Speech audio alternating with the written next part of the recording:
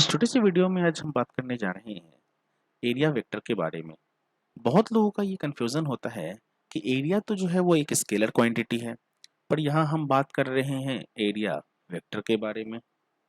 ठीक है, तो ये छोटा सा वीडियो है, होप सो आपको ये अच्छा लगेगा तो आप लाइक ज़रूर कीजिएगा, सब्सक्राइब कीजिएगा चैनल को। तो सबसे पहले हम बात करते हैं इसके बेसिक डेफिनेशंस के बारे में। देखिए, एरिया वेक्टर जो होता है इसको हम रिप्रेजेंट करते हैं ds से, और इसका डेफिनेशंस क्या बोलता है? A small element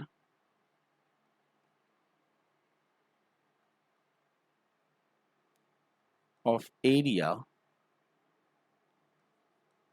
of a surface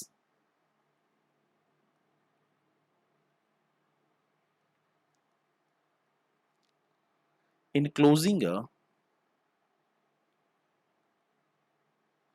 given volume can be represented as a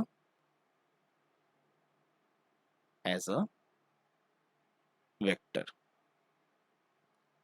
ये तो हो गया थ्योरी की बात। सी ना, बोलता क्या है? A small element of area of a surface, कोई एक सरफेस है एस, कोई एक हमने सरफेस कंसीडर किया एस, इस पे एक स्मॉल एरिया, यही बोलता है ये small element of area of a surface enclosing a given volume can be represented. तो ये सरफेस में जो ये एरिया है, सपोज टू ये एरिया है हमारा ds, इसका वॉल्यूम।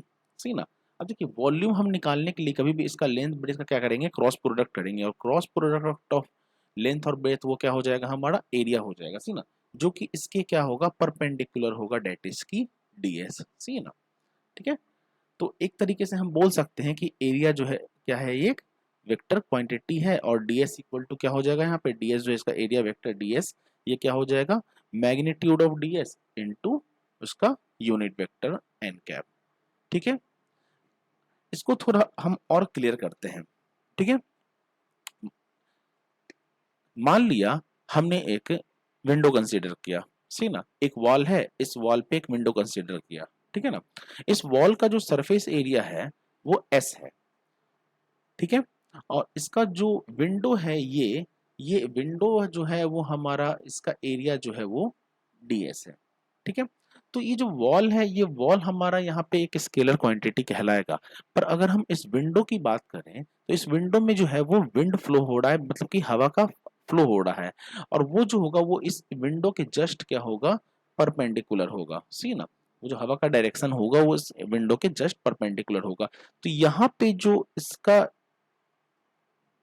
एरिया की बात करेंगे तो ये एरिया यहाँ पे क्या हो जाएगा? Area vector. देखिए, ये विंडो है, इस विंडो का मैग्नीट्यूड तो हमारा ds होगा, मतलब कि इसका एरिया। पर अगर हम इस विंडो में अगर हवा का फ्लो हो रहा है तो ये क्या हो जाएगा? इसका एरिया वेक्टर, डेट इज की ds। तो एक तरीके से हम बोल सकते हैं कि एरिया जो है वो एक वेक्टर क्वांटिटी है। एरिया वेक्टर जो होगा वो हमेशा सरफेस एरिया के परपेंडिकुलरली होगा। जैसे कि यहाँ पर मैंने एग्जांपल लिया, ये हमारा क्या है? इसका सरफेस एरिया है, और इसका एरिया वेक्टर क्या हो जाएगा? इसके जस्ट परपेंडिकुलर, क्योंकि हवा का फ्लो इस तरफ में है। सही है ना, उसी तरीके से हम यहाँ बोल रहे हैं कि एरिया जो है, एरिया तो ये एरिया क्या हो जाएगा? ए, और इसका एरिया वेक्टर क्या हो जाएगा? इसके जस्ट परपेंडिकुलरली।